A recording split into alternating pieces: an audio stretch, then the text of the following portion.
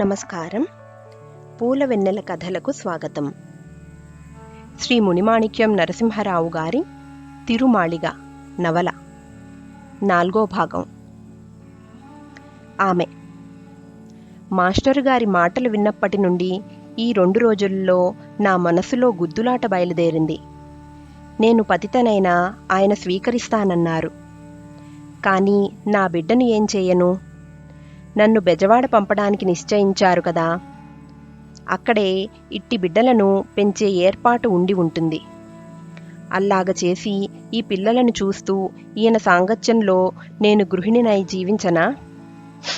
ఇంతకంటే ఎక్కువ ఆదరణ నాకు ఎచ్చట దొరుకుతుంది? కానీ నా బిడ్డను వదిలివేయాల్సిందే అని ఈలాగ పరిపరి విధాల ఆలోచనలు పోయినాయి. నా తల దిమ్మెక్కిపోయింది.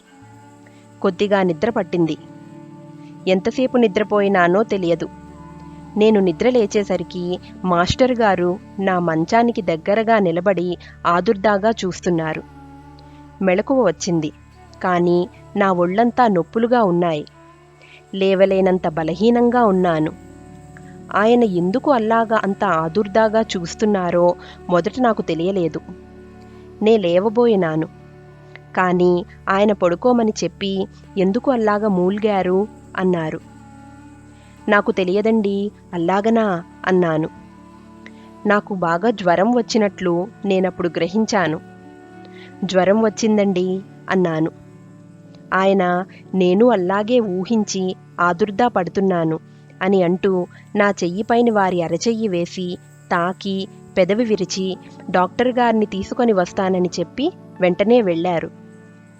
డాక్టర్ గారు తర్వాత 1 గంటకు వచ్చి నన్ను పరీక్షించి జ్వరం ఏమీ తీవ్రంగా లేదు, కదలకుండా పడుకోనియండి, రేపటికల్లా ఆరోగ్యం కలుగుతుంది, ఇవాళ పాలు పండు తప్ప మరేమీ ఇయ్యవద్దు అన్నారు.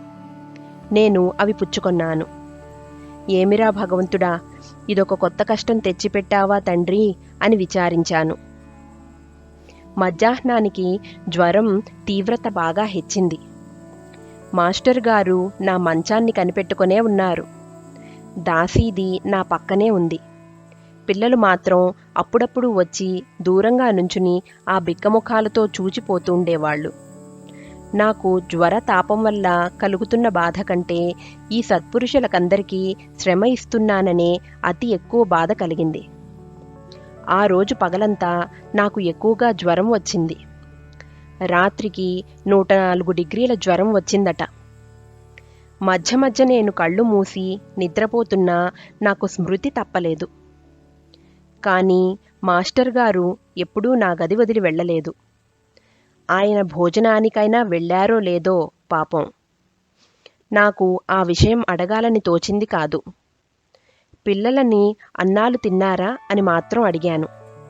పాపం ఆ తల్లిలేని పిల్లలు బిక్కముఖాలతో నా చుట్టూ చేరి ఉండటం చూస్తే నా గుండె తరుక్కుపోయింది.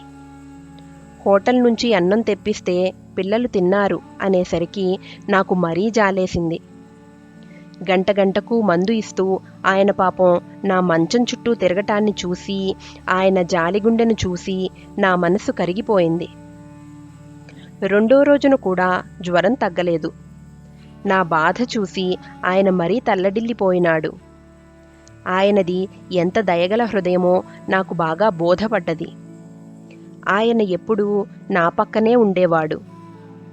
నేను కలవరిస్తే ఎంతో దయతో నా ముఖం పైకి వంగి నన్ను తట్టి లేపి ఏమిటండి అని అడిగేవాడు. నేను మూల్గితే ఆయన ఆవేదన పడేవాడు. పాలు ఆయన స్వయంగా ఒక చిన్న గ్లాసులో పోసి ఇచ్చి తాగించేవాడు. పండ్ల రసాన్ని బ్రతిమలాడి పుచ్చుకోమనేవాడు. ఆయన నిజంగా కరుణార్ద్ర హృదయుడు. 3వ నాటి సాయంకాలానికి జ్వరం కొద్దిగా తగ్గింది. ఆ 3 రోజులు ఆయనకు పాపం నిద్రాహారాలు లేవని నేను గ్రహించాను. ఆ రోజు రాత్రి నాకు నిద్ర పట్టింది. అర్ధరాత్రి వేళ మెలకువ వచ్చింది. కళ్ళు విప్పి చూసేసరికి నాకెదురుగా చాపపై ఆయన కూర్చొని ఏదో వ్రాసుకుంటున్నారు. పక్కన పిల్లలు నిద్రపోతున్నారు. ఈ దిక్కుమాలిన స్త్రీ ఎడల ఇంత ఆదరణ చూపిన ఈ పెద్ద మనిషి రుణం నేనెట్లా తీర్చుకొనేదా అడవిలో నన్ను మా నాన్న వదిలేస్తే పాపం ఈయన తీసుకొని వచ్చి ఇంత ఆదరణతో ఏ లోపం లేకుండా చూస్తున్నారు. ఈయనకు ప్రత్యుపకారం ఏమి చెయ్యగలను అని కొంతసేపు విచారించి ఎంత త్యాగమైనా సరే చేసి ఈయనకు భార్యను అవుదామని నిశ్చయించుకొన్నాను. ఇంతలో ఎవరో ఒక స్త్రీ వచ్చి నా పక్కలో కూర్చుంది.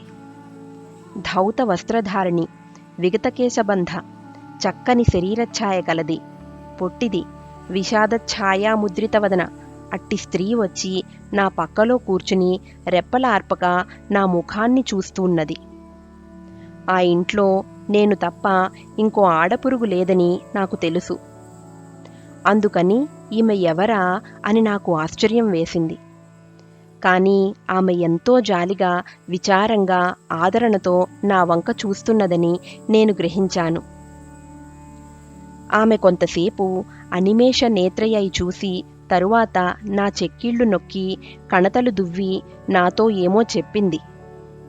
ఆ మాటలు నాకు తెలిసినవి, కానీ ఆ మాటలు వినటం వల్ల నేను తెలుసుకోలేదు.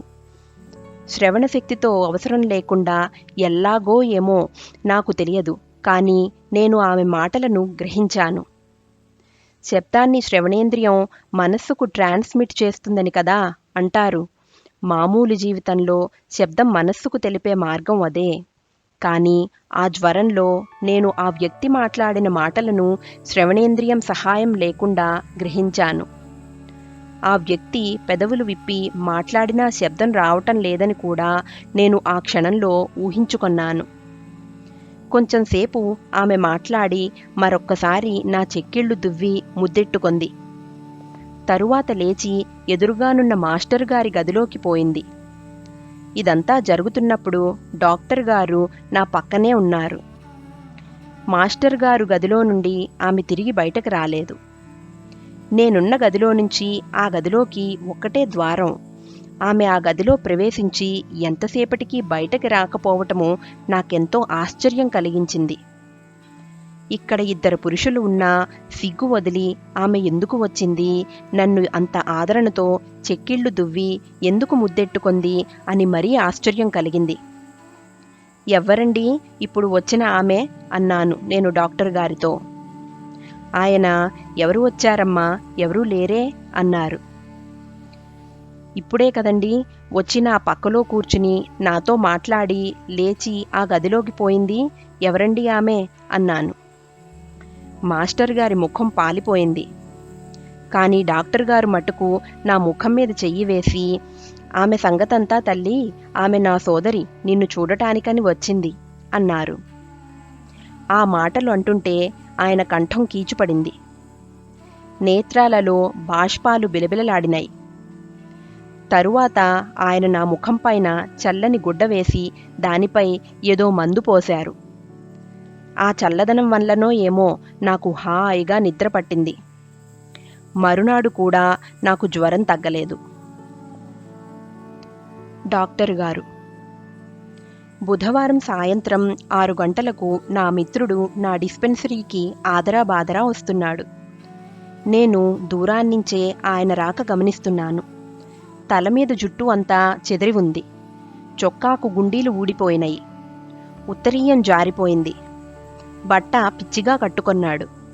గబగబా నడుస్తూ వస్తున్నాడు.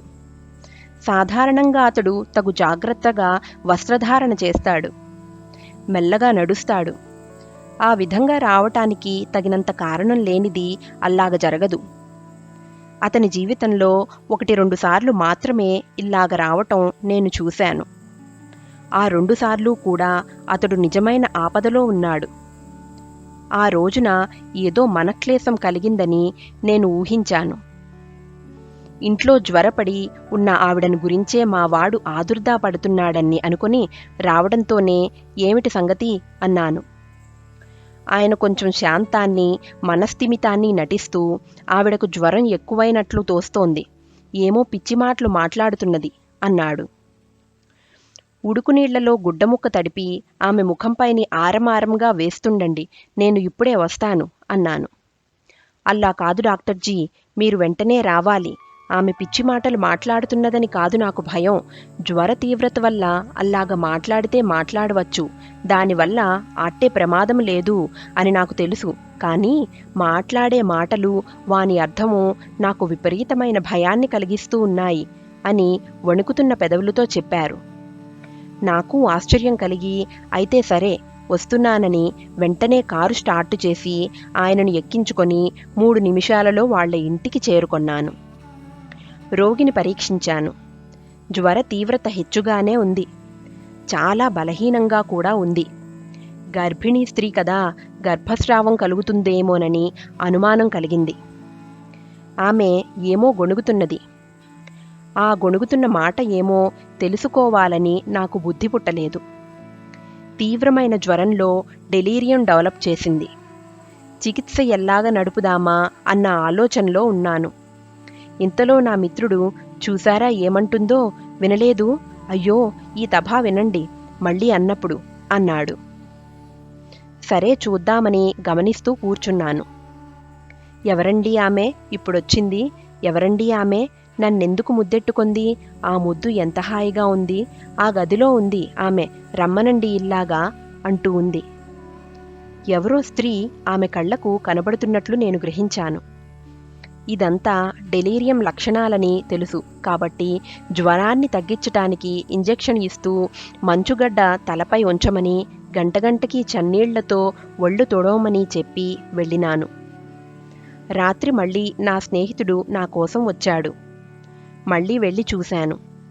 ఆ రాత్రి నేనక్కడే ఉన్నాను. ఆమె ఒకటే ధోరణిలో ఉంటుంది.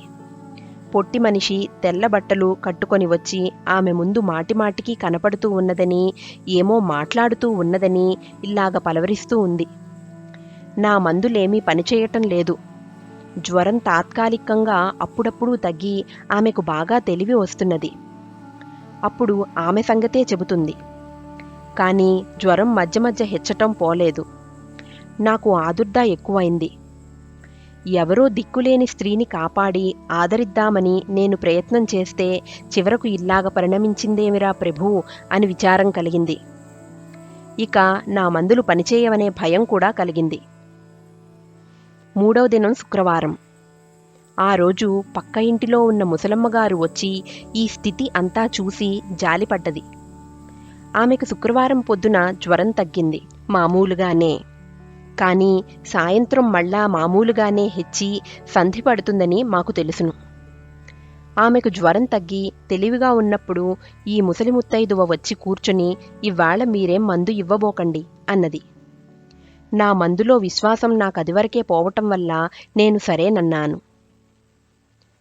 ముసలి ముత్తైదువ: నాకు 4 రోజుల క్రితమే తెలిసింది పాపం ఈ పిల్లకు జబ్బుగా ఉంది అని. ఏదో 2 రోజుల్లో తగ్గుతుంది అనుకున్నాను, కానీ ఇంత ప్రమాద స్థితిలో ఉందని నేననుకోలేదు. నిన్న రాత్రి కామోలు మా ముసలాయన చెప్పారు ఈ కథంతా. ఆడదిక్కులేని మాస్టారు గారికి ఆమె దిక్కు అవుతుందేమోనని ఆశపడ్డాను. ఇవాళ పొద్దున వచ్చి చూద్దును కదా, పాపం ఆ పిల్ల చాలా ఆపదలో ఉంది.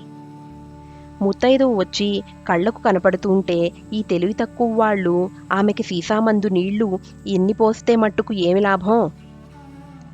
ఈ ఇంగ్లీషులు చదువుకున్న వాళ్లకు ఏం తెలుస్తాయి మన ఆచారాలు, మన సంగతులును? నీళ్లోసుకున్న ఆడబిడ్డకు ఇలాంటి స్థితి వచ్చిందని బాధపడ్డాను. చెప్పొద్దు, ఏదో అందరం ఆడపిల్లలు గలవాళ్లమే. అందులో ఆమె కథ వినేసరికి కడుపు తరుక్కుపోయింది. ఆ తండ్రి ముండా కొడుక్కి ఎలా చేతులొచ్చినయ్యో పండంటి బిడ్డను పరభూములలో వదిలేసి వెళ్లడానికి. ఏదో ఉప్పు కారం తినే శరీరం కాబట్టి ఊరుకోబట్టలేక గడ్డి తిన్నదే అనుకో. అయితే మట్టుకు కన్న కడుపు కాదటమ్మా ఆ తండ్రికి.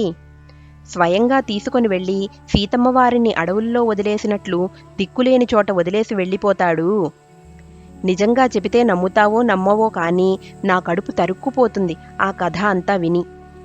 నాది కన్న కడుపే. ఆ ఫలంగా ఆ శుక్రవారం పొద్దున్నే లేచి వెళ్ళి చూశాను ఆ అమ్మాయిని. పాపం నెలలొచ్చినాయి, కానీ కడుపేమన్నా ఇల్లాగ పైకి కనపడుతోందా అంటే ఎబ్బే పొన్నకాయలాగా చక్కగా ఇంత కడుపు, తెల్లటి చెక్కిళ్ళు, కోటేరు పోసినట్లు ముక్కు, పొట్లకాయలలాగా చేతులు, చెంపకు చేరడేసి కండ్లు, అది అంచక్కా ఉంది ఆ బిడ్డ. వంటిమీద చెయ్యేసి చూస్తే అప్పటికేమీ జ్వరం లేదు. సాయంత్రానికల్లా పుట్టెడు జ్వరం వస్తుందని, ఎక్కడలేని పలవరింతలు వస్తాయని చెప్పారు. పాపం ఆ అమ్మాయి నన్ను చూసి కళ్ళ నీళ్లు కక్కుకుని, బామ్మగారు జ్వరం ఎక్కువగా వస్తున్నదండి, ఎవరో ముత్తైదు కనపడుతున్నదండి, ఆవిడ ఏమిటో చెబుతుంది సొద, నాకప్పటికి అర్థమైనట్టే ఉంటుంది, కానీ మళ్ళీ తెలివి వచ్చిన తరువాత ఆమె చెప్పిన సంగతులు ఒక్కటీ జ్ఞాపకానికి రావు, ఏమిటో అయోమయంగా ఉందండి, ఇప్పటికి 3 రాత్రుల నుంచి కనపడి కన్నీళ్లు పెట్టుకొని పోతున్నది, ఆ ముత్తైదు ఎవరో, ఏం చెయ్యాలో చెప్పండి బామ్మగారు అని ఆ అమ్మాయి నా వంక దీనంగా చూస్తూ అడిగింది. ఎట్లా ఉందమ్మా ఆ భాగ్యశాలిని అన్నాను.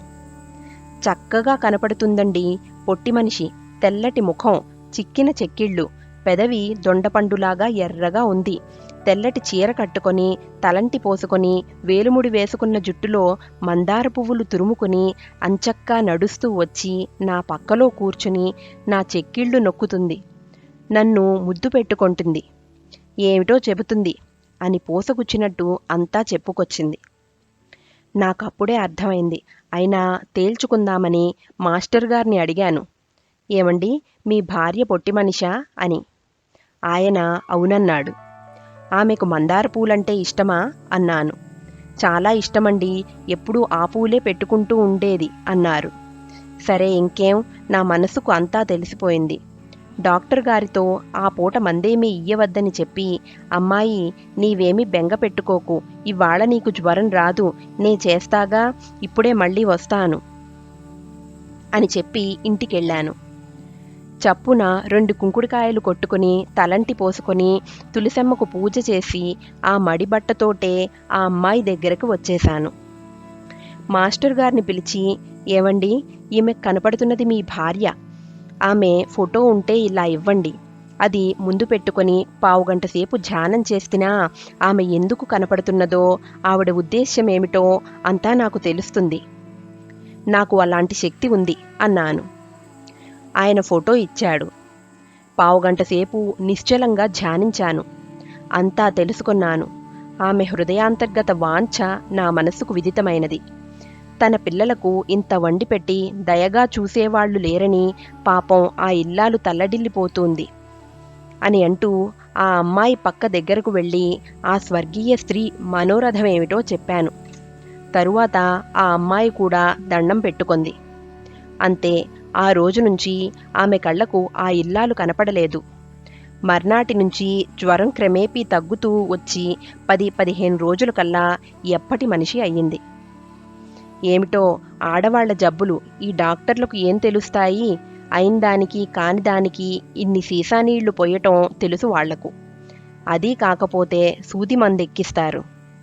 ఇంకా నయం, సూది మందిచ్చారు కాదు ఆ బిడ్డకు. ఆ చెంబుడు నీళ్లు నేనే పోస్తాను, ఇక్కడే ఉండిపోమ్మా అన్నాను.